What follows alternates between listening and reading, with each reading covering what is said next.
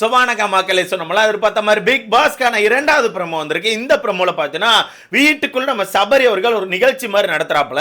இந்த நிகழ்ச்சிக்கு சபரி என்ன பேர் வச்சிருக்காருன்னா பிபி மாமாச்சி பிபி மாலை நிகழ்ச்சின்னு சொல்லி பேர் வச்சிருக்காப்புல. ஸோ இந்த நிகழ்ச்சியை பொறுத்தவரைக்கும் உங்களுக்கே தெரிஞ்சிருக்கும் இது என்ன மாதிரி நிகழ்ச்சின்னு சொல்லிட்டு. இந்த நிகழ்ச்சிக்கு நீங்க குடும்பமா போயிட்டு அவங்க கிட்ட பொண்ணோ பையனோ இருந்தாங்கன்னா அவங்கள அங்க போய் ப்ரொமோட் பண்ணலாம். எங்க கிட்ட பொண்ணு இருக்கு, யாரா பையனை கட்டி கொடுங்க, இல்ல எங்க கிட்ட பையன் இருக்கான், யாரா பொண்ணு கொடுங்க அப்படின்னு சொல்லிட்டு உங்களுக்கான ப்ராடக்ட்டை நீங்க அங்க போய் ப்ரோமோட் பண்ணலாம். அந்த வகையில இந்த நிகழ்ச்சியில ஃபர்ஸ்ட் ஒரு குடும்பம் போயிருக்காங்க. இந்த குடும்பத்தை பொறுத்தவரைக்கும் எனக்கு தெரிஞ்ச ஒரு தரமான குடும்பம். ஏன்னா நான் கவனிச்சவரைக்கும் இந்த குடும்பம் இந்த வீட்டுக்கு பல விதமான வேலைகளை பார்த்துருக்காங்க. முக்கியமா இந்த குடும்பத்துல ஒரு ப்ராடக்ட்டை ப்ரோமோட் பண்றாங்கல்ல, இந்த ப்ராடக்ட்டை பொறுத்தவரைக்கும் வீட்டுக்குள்ள பல வகையான காவு வாங்கியிருக்கு. இப்போ கூட ஆக்சுவலா அந்த ப்ராடக்ட் வந்து கரண்டா ஒரு விஷயத்துல ரன் ஆயிட்டு தான் இருக்காப்ல. அந்த ப்ராஜெக்ட் எங்க போய் முடிய போன்னு எனக்கு தெரியல. பட் இப்போ அந்த ப்ராடக்ட்டை அங்க ப்ரோமோட் பண்ண வந்திருக்காங்க. என்ன மாதிரி ப்ரோமோட் பண்றாங்க, இந்த நிகழ்ச்சியை பொறுத்தவரைக்கும் என்ன மாதிரி போகும், எல்லா விஷயத்தையும் மொத்தமா பார்த்துடலாம். ஏன்னா எனக்கு இந்த ப்ராடக்ட்டை பத்தி கொஞ்சம் பேசி ஆகணும். இந்த ப்ராடக்ட் கொஞ்சம் சரியில்லைன்னு தான் நான் சொல்லுவேன். நான் எதிர்பார்த்ததோ என்னமோ ஒன்று, ஓகேவா? ஏன்னா ஞாயிற்றுக்கிழமை வீட்டுக்கு ஒருத்தவங்க ஒயில் கார்டா வந்தாங்க. வந்ததுக்கு அப்புறம் இந்த ப்ராடக்ட் வந்து எக்ஸ்பிரி ஆயிரும் நான் நினைச்சா இந்த ப்ராடக்ட்டுக்கான எக்ஸ்பிரி டேட்டை ரொம்ப தள்ளி வச்சிருக்காங்க. என்ன கதை எனக்கு தெரியல.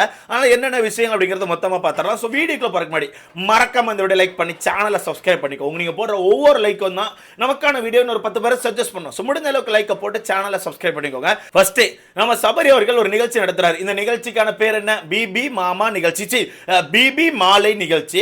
ஸோ இந்த நிகழ்ச்சி என்ன அப்படிங்கிறத நான் ஃபர்ஸ்டே சொல்லிட்டேன். இந்த நிகழ்ச்சியில் உங்களுக்கான ப்ராடக்ட்டை போய் நீங்கள் வந்து ப்ரமோஷன் பண்ணலாம். அந்த வகையில் இப்போ ஃபர்ஸ்ட் கனி அவர்கள் அவங்களுக்கான ப்ராடக்ட்டை கூட்டு போறாங்க. அதாவது எஃப்ஜே கூட்டு போறாங்க. இப்போ கனி அவர்கள் அந்த இடத்துக்கு வந்து எஃப்ஜேயோட அம்மாவா போறாங்களா இல்ல எஃப்ஜேக்கு அக்காவா போறாங்களான்னு தெரியல. பட் எஃப்ஜே அப்படிங்கிற ஒரு ப்ராடக்ட்டை ப்ரோமோட் பண்ண போயிருக்காங்க. அவங்க ப்ரோமோட் பண்ற விதம் இருக்கு தெரியுமா, அந்த விதம் எனக்கு ரொம்பவே பிடிச்சிருக்கு. ரொம்ப ஹானஸ்டா ப்ரோமோட் பண்றாங்க. ஏன்னா இந்த ப்ராடக்ட்டுக்கு வீட்டுக்குள்ள பல விதமான சப்போர்ட் கொடுத்துட்டு இருக்கிறது நம்ம கனி அவர்கள் தான். இந்த ப்ராடக்ட் எங்கெல்லாம் தப்பு பண்ணிட்டு வருதோ அந்த தப்புகள் எல்லாம் மறைச்சி அதை அப்படியே திருப்பி விடுறது எல்லாமே நம்ம கனி அவர்களுக்கான வேலை. அந்த வகையில் நம்ம கனி அவர்கள் அந்த ப்ராடக்ட்டை எப்படி ப்ரோமோட் பண்றாங்கன்னா இந்த ப்ராடக்ட்டுக்கு வந்து கடலை ரொம்ப பிடிக்கும். எப்படி ப்ராடக்ட்னு சொல்றதை விட மாப்பிள்ளைன்னு சொல்லுவோம். மாப்பிள்ளை தான் கரெக்டாக இருக்கும்.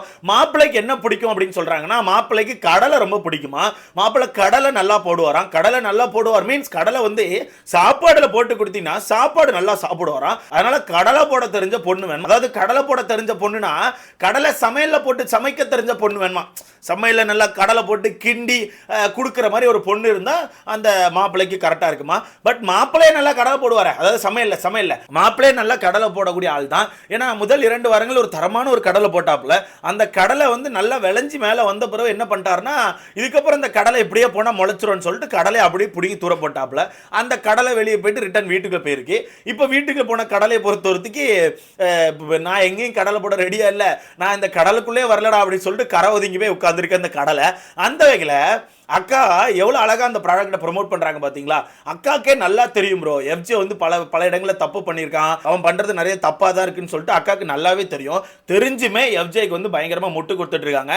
இப்போ அக்காக்கே ஒரு விஷயம் புரிஞ்சிருக்கணும். என்னன்னா இவன் ஆதரை கிட்ட பழகிட்டு ஆதரை கிட்ட ஒரு மாதிரி இருந்துட்டு 2வது வாரமே ஆதரையை பத்தி ஒரு மாதிரி தப்பா சொல்லிட்டு இருந்தான். அந்த டைம்ல கனி அவர்கள் கூட இருந்தாங்க. கனி கிட்ட கூட சொல்லிதான் ஆதரை சரியில்லை, ஒரு மாதிரி லவ் கண்டென்ட்குள்ள வரா, ஒரு மாதிரி லவ் பண்ற மாதிரி வந்துட்டு இருக்கா, எனக்கு அதெல்லாம் செட் ஆகாது, எனக்கு வெளியே ஒரு வாழ்க்கை இருக்கு, நான் சொல்லிட்டேன் அவளுக்கு புரிய மாட்டுக்கு, ஒரு மாதிரி திரும்ப ஒரு மாதிரி லவ் கண்டென்ட் கொடுக்குற மாதிரி வந்துகிட்டே இருக்கான்னு சொல்லிட்டு எஃப்ஜே அவர்கள் அந்த டைமே கனி அவர்கள்ட்ட சொல்லியிருப்பாங்க. பட் கனி அவர்கள் அந்த இடத்துல என்ன பண்ணியிருப்பாங்க தெரியுமா, ஒரு அம்மாவாவோ இல்லை ஒரு அக்காவாவோ என்ன பாண்டில் இருக்காங்களோ அது அவங்களுக்கு மட்டும் தான் தெரியும். பட் என்ன பாண்டில் இருந்தாலும் அந்த இடத்துல கொஞ்சமாச்சும் எஃப்ஜே திட்டிருக்கணும்ல, நீ பண்ண தப்புடா, ஒரு பொண்ணுக்கு நீ ஃபீலிங்ஸ் கொடுத்துருக்க அப்படின்னு சொல்லி திட்டிருக்கணும். பட் அந்த இடத்துல அக்கா என்ன பண்ணாங்க தெரியுமா, சரி நீ விடு நான் பார்த்துக்கிறேன்னு சொல்லிட்டு அக்கா எஃப்ஜேக்காக இறங்கி போயிட்டு ஆதரை கிட்ட பேசியிருப்பாங்க.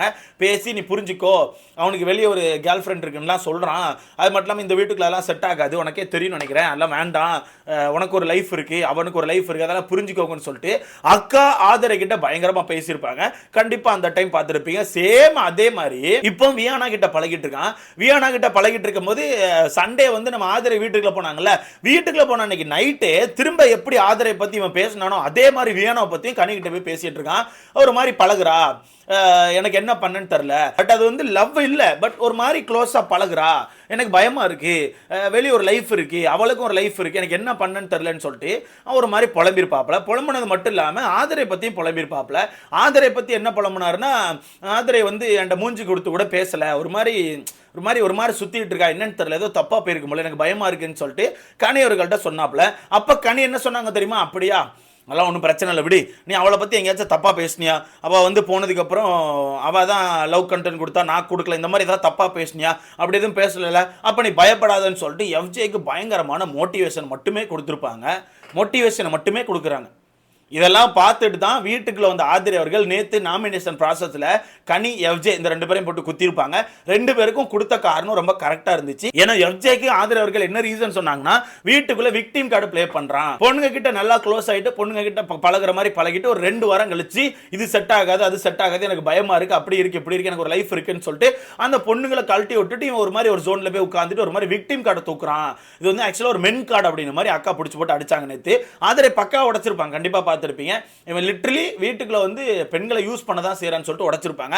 அது மட்டும் இல்லாம கனி அவர்களுக்கு கொடுத்த ரீசன் என்னன்னா, அப்படி பச்சையா எஃப்ஜேக்கு சப்போர்ட் பண்றாங்க, எஃப்ஜே என்ன பண்ணாலுமே அது கரெக்ட் அப்படின்னு சொல்லிட்டு கனி அவர்கள் சப்போர்ட் பண்ணிட்டு இருக்காங்க. அவன் நிறைய தப்பு பண்றான், அந்த தப்புகளை தெரிஞ்சுமே கனி வந்து சப்போர்ட் பண்ணிட்டு இருக்காங்க, அதுவும் எஃப்ஜேக்கு மட்டுமே தனிப்பட்ட முறையில் ஒரு மாதிரி சப்போர்ட் கொடுக்காங்கன்னு சொல்லிட்டு போட்டு நேற்று நாமினேஷன் ப்ராசஸ்ல குத்தி மலத்திருப்பாங்க. கண்டிப்பா நீங்க எல்லாரும் பார்த்திருப்பீங்க. சேம் அதே குடும்பம் இன்னைக்கு அந்த மாலை நிகழ்ச்சியில போய் உட்கார்ந்து எஃப்ஜேக்கு மாலை மாத்திரக்கு ட்ரை பண்ணிட்டு இருக்காங்க. இதுல கடைசியில கனி சொன்னாங்க பாருங்க, இந்த மாதிரி கடலை போட தெரிஞ்ச பொண்ணு கிடைச்சா ரொம்ப நல்லா இருக்கும், மாப்பிள்ளை ரொம்ப பொறுமையான ஆளு, மாப்பிள்ளை நல்லா கடலை போடுவாருன்னு சொல்லிட்டு பயங்கரமா பேசுறாங்க. இவங்களுக்கு இதெல்லாம் விளையாட்டா இருக்குல்ல. இப்போ கண்டிப்பாக எனக்கு தெரிஞ்ச ஆதரை ஏதாவது சம்பவம் பண்ணுவாங்க. ஏன்னா அந்த ப்ரமோட கடைசியில் என்னால் ஒரு விஷயத்தை கவனிக்க முடியுது. இவங்க பேசி முடிக்கையும் அந்த பக்கம் ஒரு பாத்திரம் சவுண்டு கேட்கு. ஐ திங்க் ஆதரை அவர்கள் பாத்திரத்தை தட்டுவாங்க. கண்டிப்பாக அதுக்கு இங்கேருந்து ஒரு கவுண்டர் போகும். கண்டிப்பாக ஆதரை அங்கேருந்து ஏதோ முறைப்பாங்கன்னு நான் நினைக்கிறேன். ஏன்னா எஃப்ஜேக்கான மூஞ்சி செத்து போச்சு. எஃப்ஜேக்கான மூஞ்சி அந்த இடத்துல ஒரு மாதிரி அப்படின்னு சொல்லி சுருங்கி போச்சு. எனக்கு தெரிஞ்சு அங்கேருந்து ஆதரை வந்து கவுண்டர் கொடுத்தாலும் கொடுத்துருப்பாங்க. இதில் எஃப்ஜே வந்து ஒரு விஷயம் புரிஞ்சிக்கவும் இல்லை, அவன் ஒரு விஷயத்த மாற்றிக்கவும் இல்லை ப்ரோ. என்னன்னா நல்லா கவனிங்களேன், அவன் ஆதிரை கிட்ட ஒரு கண்டென்ட் கொடுத்து அந்த கண்டென்ட் தப்பாக போயிருக்கும் அப்படிங்கிறது அவனுக்கே தெரியும். தெரிஞ்சும் இப்போ வியானா கிட்ட பயங்கரமாக க்ளோஸாக இருக்கான் ப்ரோ. வியானா கிட்ட அவன் பேசுகிற விதமே சரியில்லை. இதில் வியானாக்கு உண்மையாக ஃபீலிங்ஸ் வந்துட்டா, இல்லை அந்த பொண்ணுமே சில பேர் மாதிரி கண்டென்ட் கொடுக்க ட்ரை பண்ணிட்டு இருக்காங்களே என்னமோ தெரில. ஏன்னா வீட்டுக்குள்ள சில பேர் இப்போ கண்டென்ட் கொடுக்கறதுக்காக ஒரு மாதிரி க்ளோஸ் ஆகிட்டு இருக்காங்க, சாப்பிட்றதுக்காக கண்டென்ட் கொடுக்கறதுக்காக. அந்த வகையில் வியானா அவர்கள் என்ன ஜோனில் எப்படி க்ளோஸ் ஆகுறாங்கன்னு எனக்கு தெரில. அவங்க ரொம்பவே க்ளோஸ் ஆகிட்டாங்க, ரொம்ப க்ளோஸ் ஆகுறாங்க. அதை வந்து பக்காவாக எஃப்ஜே யூஸ் பண்ணிக்கிறான். எஃப்ஜே வந்து வெளியே ஆள் இருக்குன்னு சொல்கிறான்ப்பா, வெளியே வந்து கேர்ள் ஃப்ரெண்ட் இருக்கவன் இப்படி ஒரு பொண்ணுக்கிட்ட பழகுவானா, இதை மட்டும் சொல்லுங்களேன். இப்படி ஒரு பொண்ணுக்கிட்ட வாண்டடாக போய் உட்காந்து ஒரு மாதிரி க்ளோஸாக பேசுறது, தலையை சொரிஞ்சு விடுறது, மூஞ்சை பிடிச்சி கிள்றது, இந்த மாதிரி விஷயங்கள் பண்ணுவாங்களா?